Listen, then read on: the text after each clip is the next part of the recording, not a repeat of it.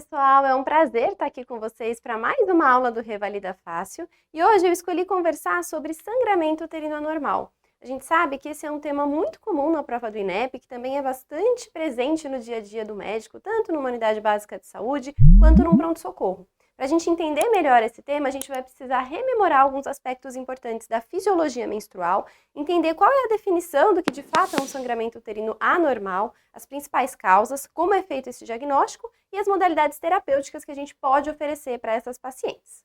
Falando um pouquinho, em pequenas palavras, sobre a fisiologia menstrual, a gente tem que lembrar daquele famoso eixo hipotálamo, hipófise ovariano. Esse é o eixo que define como que vai funcionar a fisiologia menstrual das mulheres. A gente tem que lembrar que o hipotálamo é aquela estrutura que é responsável pela produção e secreção pulsátil do GnRH, e de acordo com a frequência e a amplitude desses pulsos é que a gente vai definir se há produção ou não de FSH ou de LH pelos gonadotrófos que ficam na hipófise. É através da ação do GnRH, do FSH e do LH que a gente vai ter nos ovários a produção de estrogênio e progesterona. A gente vai rememorar um pouquinho como é que é a teoria das duas células, duas gonadotrofinas, que é tão importante nessa fisiologia.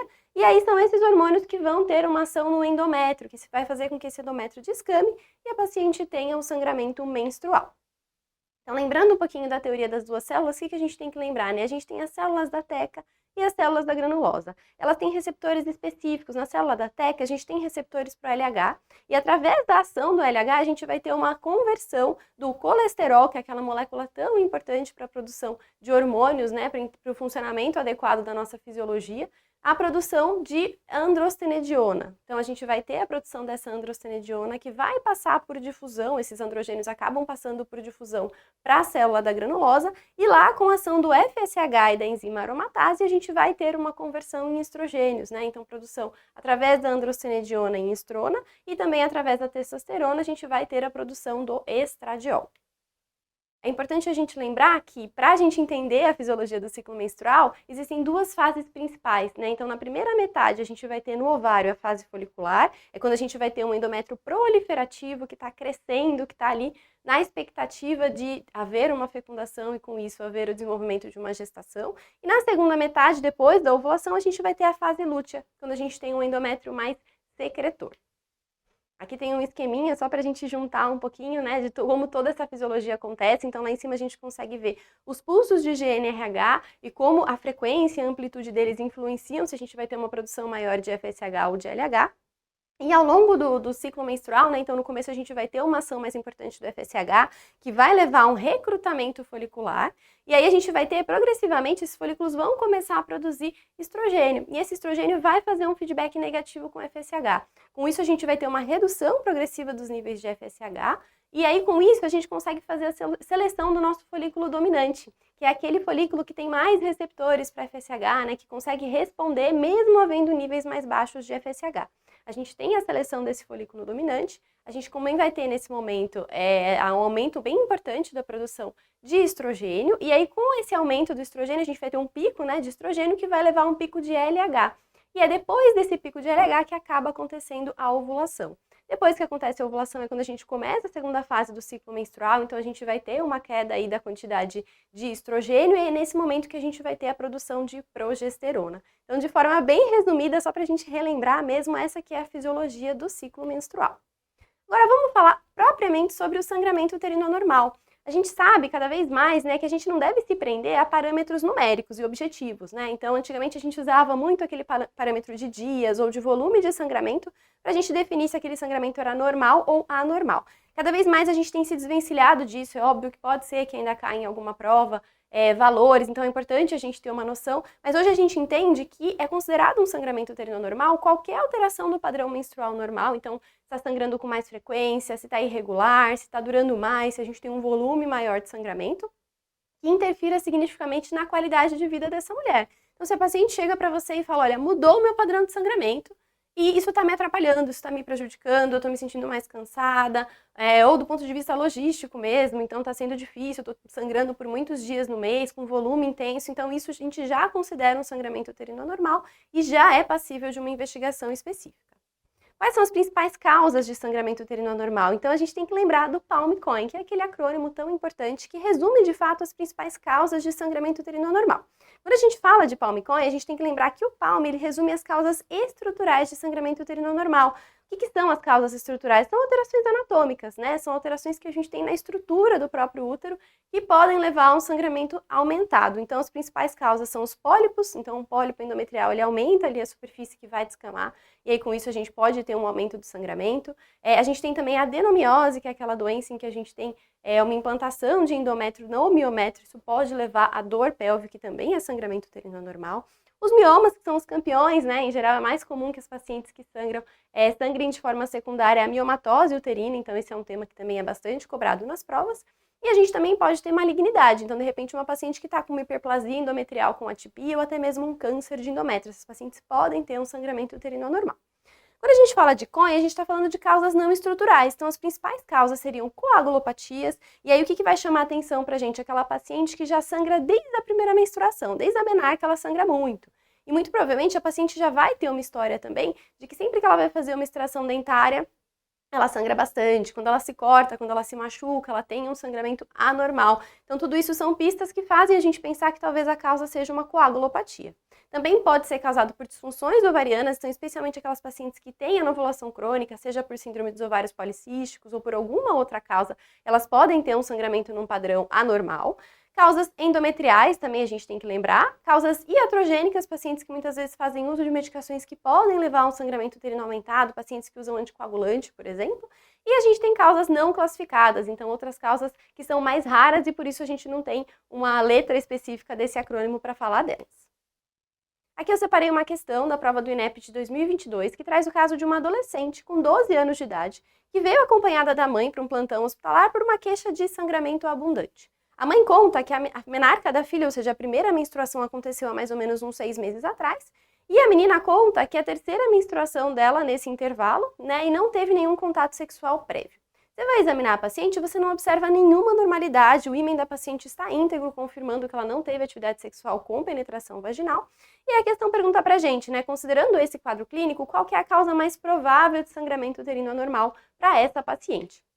Esse é um tema que costuma ser bem cobrado nas provas, né? Então, provavelmente quando vocês viram aí uma paciente jovem com sangramento abundante, talvez vocês tenham pensado numa coagulopatia, pelo que eu acabei de falar, né? Que costuma ser naquelas pacientes que sangram bastante desde a primeira menstruação, mas tem um detalhe, uma coisa que eu não poderia deixar de falar para vocês, porque esse é um tema que também cai bastante, que é a imaturidade do eixo hipotálamo hipófise ovariano.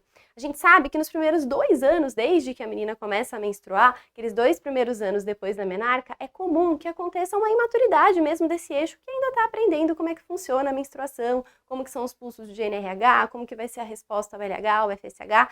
Então é esperado que nesse período essas pacientes tenham muitos ciclos anovulatórios. E a gente acabou de ver que a anovulação crônica é uma causa de sangramento uterino anormal. Então, para uma paciente que te conta que ela começou a menstruar há apenas 6 meses e que os ciclos eles estão irregulares e quando vem ela acaba que sangra muito, né? Então, em 6 meses ela teve, na verdade, 3 menstruações. Isso já mostra pra gente que ela tá com uma irregularidade menstrual, ela não tá menstruando todos os meses. É mais uma pista pra gente pensar que a causa de sangramento uterino anormal nessa paciente é uma anovulação.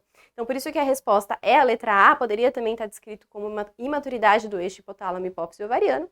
A letra B fala de uma doença de von Willebrand, que aqui não faz sentido a gente pensar em algum problema de coagulação para essa paciente, porque a gente não tem outros comemorativos, nada que sugira que ela tem de fato um problema de coagulação. Sem falar que a imaturidade do eixo hipotálamo hipófise ovariano é muito mais frequente, é muito mais comum.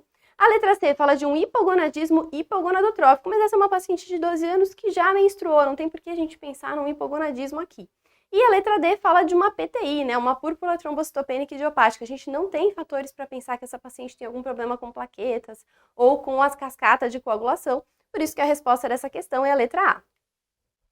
Vamos falar um pouquinho agora sobre o diagnóstico, então, do sangramento uterino anormal. Sempre que a gente tem uma paciente que chega falando que ela está sangrando, é muito importante a gente tirar uma história bem completa, né? Então, fazer uma anamnese que caracterize muito bem como que é esse sangramento, quando que começou a sangrar mais, sai coágulo, quantos absorventes usa por dia, pesquisar também sintomas de anemia, ver se essa paciente já está com repercussões desse sangramento aumentado, tudo isso é muito importante. O exame físico também precisa ser muito minucioso, porque existem alterações que a gente consegue identificar só no exame físico. Então, aquela paciente que está sangrando porque ela tem um câncer de colo de útero, por exemplo, a gente vai fazer um exame especular e vai ver, às vezes, uma lesão macroscópica ali no colo. Com isso, a gente já consegue, inclusive, biopsiar e iniciar um tratamento. Ou então uma paciente que tem um útero muito grande por conta de uma adenomiose, ou mesmo de uma miomatose uterina. Às vezes no próprio toque vaginal bimanual a gente já consegue entender que esse útero está aumentado e consegue desconfiar de uma causa estrutural para o sangramento uterino anormal. Outra etapa muito importante, que eu até coloquei junto com a anamnese e exame físico, porque eu acho que tem que ser algo inicial, é a gente excluir gestação. Então, não é raro as pacientes terem gestações que não foram planejadas, e muitas vezes a paciente nem pensa que ela pode estar gestante. Então, é o papel do profissional de saúde perguntar, né, se a paciente está no MENAC, se é uma paciente que tem atividade sexual, mesmo que ela te conte que ela usa preservativo, sim, a gente sabe que pode acontecer, os métodos contraceptivos podem falhar. Então, é muito importante que a gente lance mão de um teste de gravidez, porque isso vai mudar completamente a nossa conduta. Se a gente está diante de uma paciente que vem com beta-HCG positivo, pode ser um abortamento, pode ser uma mola. Então a gente tem que mudar o nosso raciocínio para um sangramento de primeira metade de gestação. Por isso que essa etapa é tão importante da nossa avaliação. Passando disso, né, uma vez que já foi feita a anamnese, exame físico, a gente já viu que a paciente não está gestante, esse é o momento que a gente vai avaliar as repercussões desse sangramento. Então, fazer um hemograma completo, fazer um coagulograma se é uma paciente que a gente desconfia que pode ter um distúrbio de coagulação e ver outros fatores que podem levar a um sangramento anormal. Então, TSH, né, ver como é que está a função tireoidiana, se a paciente não está com uma hiperprolactinemia, alguma alteração metabólica, tudo isso também pode levar a casos de sangramento uterino anormal. E aí a gente parte para a parte de imagem. Então, o primeiro exame que realmente o ginecologista usa muito é o ultrassom transvaginal, porque ele é um exame fácil, acessível e ao mesmo tempo que dá muitas respostas pra gente, especialmente quando a gente desconfia de uma causa estrutural, né? Então, se for um mioma, a gente já vai conseguir ver isso no ultrassom, isso já vai nortear também o melhor tratamento. A esteroscopia é um exame que é menos disponível, né? Ele tem a finalidade de olhar a cavidade endometrial, então a gente costuma orientar, ou quando a gente já tem uma paciente que tem um diagnóstico de pólipo, por exemplo, então a gente vai fazer a esteroscopia para biopsiar ou até mesmo para remover esse pólipo, ou então se é uma paciente que tem um sangramento pós-menopausa, é uma paciente que não era mais para estar sangrando, a gente está desconfiando que talvez ela tenha uma hiperplasia de endométrio, até mesmo um câncer de endométrio. Para essa paciente é muito importante a gente fazer a esteroscopia para a gente conseguir olhar esse endométrio e biopsiar também.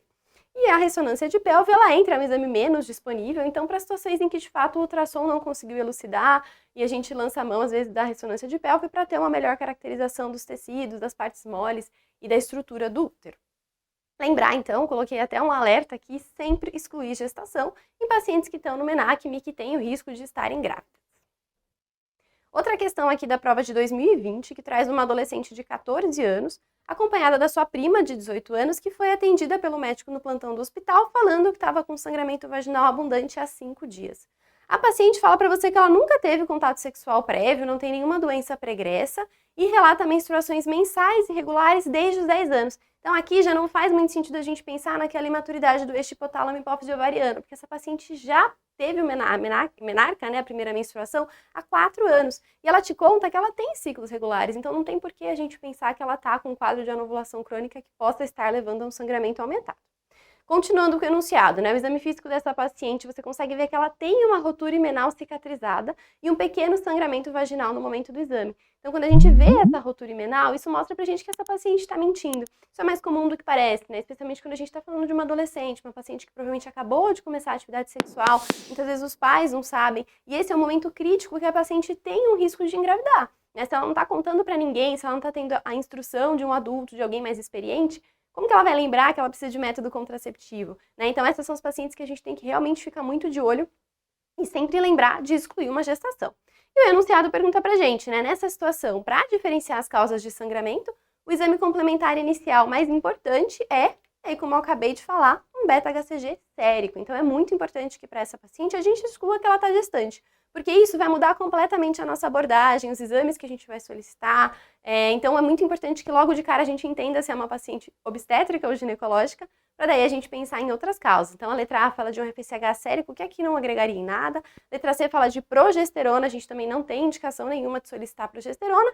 E a letra D fala de uma doença de von Willebrand, mas é uma paciente que já menstrua há 4 anos e sempre menstrua num padrão normal. É muito mais provável que agora ela esteja grávida e por isso ela está sangrando. Então, com isso, a resposta dessa questão é a letra B. Outra questão da prova de 2024, que fala de uma mulher de 42 anos que compareceu à unidade básica de saúde para uma consulta com o médico de família. Ela possui um histórico de irregularidade menstrual, tem irritabilidade, ansiedade, está com perda de memória e fogachos há 6 meses e está apresentando um sangramento uterino anormal há 3 dias, mas sem sinais de repercussão na estabilidade hemodinâmica. A partir dessas informações e com base nos conhecimentos que a gente tem acerca do sangramento apresentado pela paciente, a questão pede para a gente falar qual que é a alternativa correta. Então, o que a gente tem que lembrar aqui, né, nessa paciente? A gente vai ter que fazer uma anamnese completa, como eu já falei, né? Então, caracterizar muito bem quando que ela está sangrando, por que ela está sangrando, o que pode ter acontecido para mudar esse padrão de sangramento da paciente. A gente precisa de um exame físico completo. Então, a resposta dessa questão é a letra C, que fala justamente isso, que a presença de lesões vaginais e de colo deve ser descartada por meio de um exame físico e que a hipótese de gestação deve ser excluída, considerando os principais diagnósticos relacionados à sua. Então, para essa paciente, a gente vai seguir aqueles passos iniciais que eu comentei. Uma anamnese completa, um exame físico bem feito, que vai incluir exame especular, toque vaginal bimanual, exame abdominal, a inspeção da vulva, de órgão genital externo, e também excluir uma gestação. E aí, sim, a gente parte, talvez, para outros exames complementares. Então, a letra A fala que a sua é uma condição rara, que afeta poucas mulheres, já está errado, a gente sabe que é bem comum. A letra B fala que é uma condição frequente, né, sendo recomendado como terapêutica de primeira linha a histerectomia. A gente não costuma indicar a histerectomia como primeira linha de tratamento, por isso que está errado. E a letra D fala que o exame complementar que fornece mais dados para a resolução dessa paciente é a ultrassonografia pélvica, mas fala que tem baixa sensibilidade e alta especificidade para lesões endometriais. Na verdade, não é assim. Então, por isso que a alternativa D está incorreta e a resposta da questão é a letra C.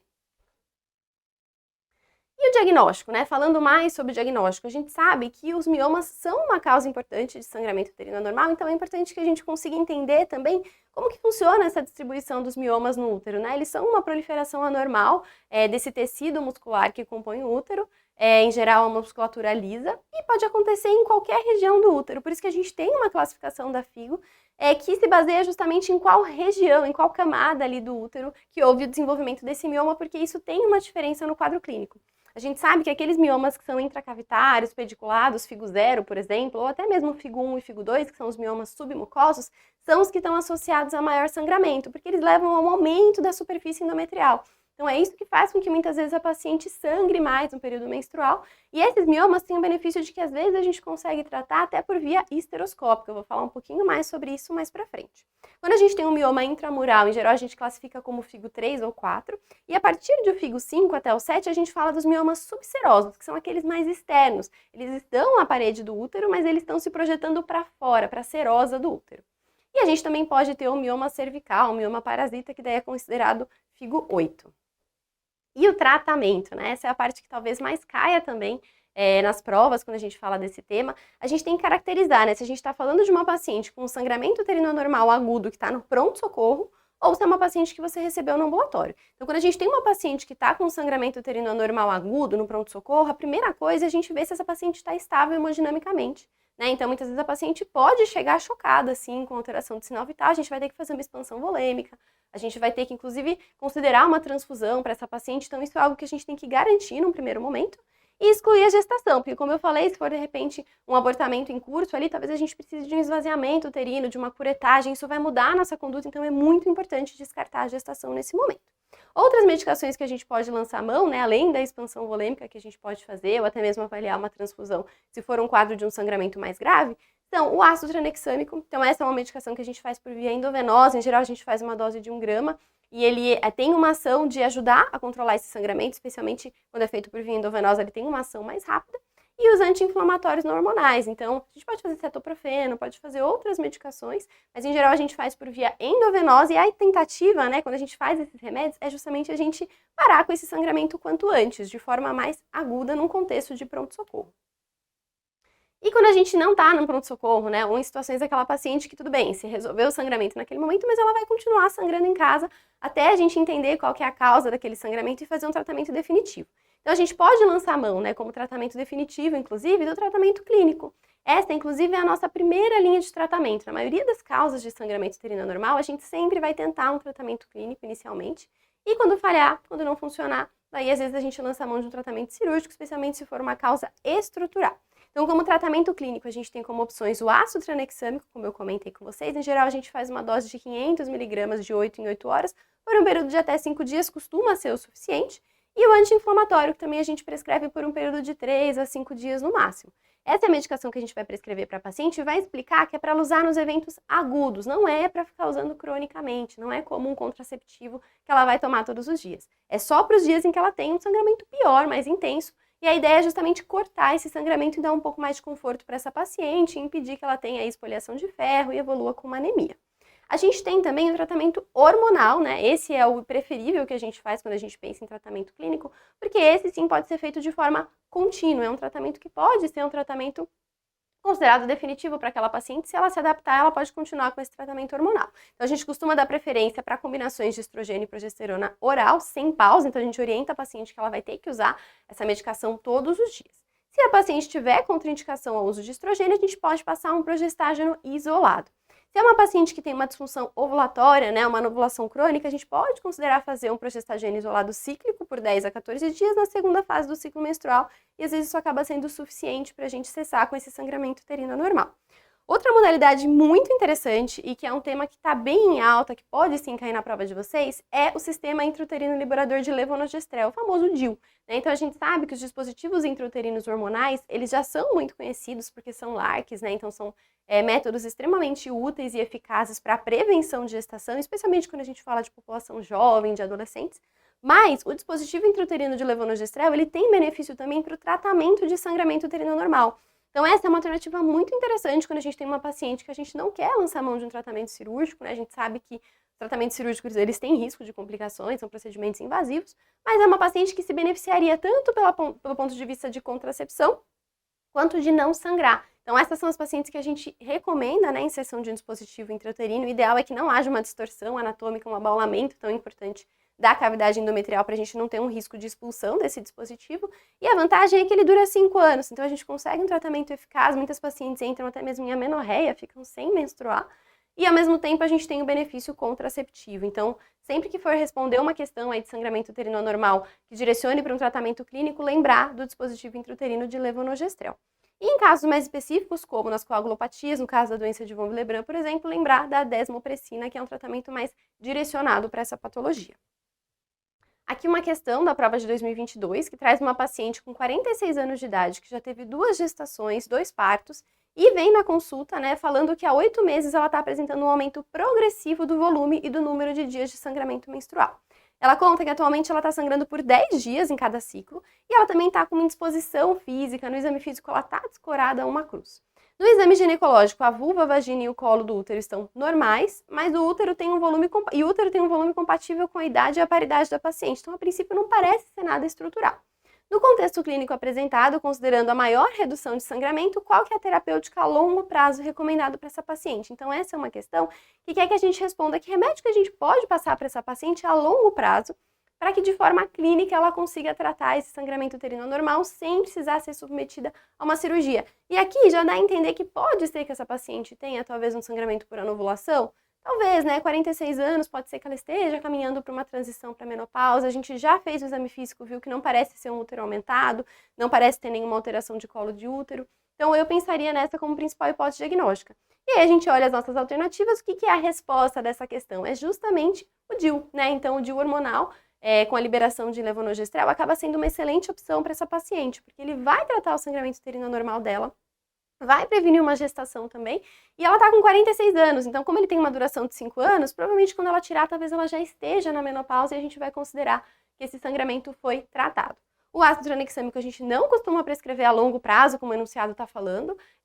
A letra B, muito menos, né? Anti-inflamatório a gente não deve prescrever por longos períodos. E a letra C fala de anticoncepcional oral combinado. A gente sabe que a partir dos 45 anos, a gente sempre tem que avaliar muito bem se a paciente é ou não candidata ao uso de estrogênio. A gente sabe que começa a aumentar o fator de risco para doenças cardiovasculares, então seria mais interessante a gente fazer uma avaliação completa dessa paciente para entender se ela poderia ou não fazer uso de uma pílula combinada. E aí, quando a gente tem a alternativa do DIU, ele acaba sendo realmente muito melhor. Por isso que a resposta dessa questão é a letra D. E o tratamento cirúrgico, gente? Isso é importante a gente saber. Quando a gente fala de tratamento cirúrgico, é principalmente para as causas estruturais. Quando a gente fala de causa estrutural que cai na prova, a gente fala principalmente de miomatose uterina. Separei aqui um esqueminha para vocês, porque dependendo da localização do mioma, a gente vai pensar num tratamento cirúrgico diferente. Então, aqueles miomas que são submucosos, principalmente FIGO 1 e 2, são os que estão mais associados com sangramento, podem estar associados também com infertilidade ou com perdas gestacionais por uma distorção da cavidade endometrial, e esses são os miomas que a gente costuma tratar com histeroscopia. A esteroscopia é uma excelente alternativa, porque é um método menos invasivo, né? A gente não precisa abrir a barriga da paciente, a gente entra pelo próprio colo do útero com o esteroscópio, e através da esteroscopia cirúrgica a gente consegue fazer a ressecção desses miomas. Então, isso costuma ser cobrado naquela paciente jovem, que está com sangramento uterino anormal, que tem desejo reprodutivo, ou seja, a gente quer preservar o útero dessa paciente. A melhor opção terapêutica acaba sendo a esteroscopia, a miomectomia histeroscópica. Com isso, a gente diminui a chance dela ter desfechos negativos obstétricos e também trata o sangramento uterino anormal. Quando a gente está diante de um mioma intramural, então FIGO 3 a 5, esse costuma estar associado mais à dor, mas também pode causar um pouquinho de sangramento. Para essa paciente, a gente vai ter que ponderar se a gente vai fazer só uma miomectomia, então dependendo do tamanho, se for um mioma isolado que não for tão grande, talvez a gente considere fazer uma miomectomia. Mas se for uma paciente que tem vários miomas, uma paciente que não tem mais desejo reprodutivo, a gente vai lançar a mão da histerectomia. E pode ser uma histerectomia laparoscópica, se for uma paciente com útero com volume menor, ou se for uma paciente com útero muito grande, às vezes a gente vai ter que fazer uma laparotomia, vai ter que fazer uma histerectomia aberta. E quando a gente tem miomas subserosos, FIGO 6 a 7, em geral eles podem estar associados mais à dor por compressão de estruturas adjacentes, não costumam causar sangramento, e a gente tem que ponderar, né? A gente só vai tratar a paciente que está de fato sintomática. E aí, para essas pacientes, a gente vai considerar um tratamento que pode ser por laparoscopia ou por laparotomia. Dependendo da quantidade de miomas e da localização, a gente vê se faz só uma miomectomia ou se a gente faz uma histerectomia. Gente, de forma bem geral, isso é o que eu tinha para falar com vocês sobre sangramento uterino anormal. Esse reforço é um tema que eu acho que é muito importante, que a gente precisa de fato entender, não só para acertar na prova, mas também para conseguir no dia a dia ter mais segurança para atender as pacientes. Espero que vocês tenham gostado. Qualquer dúvida, estou à disposição.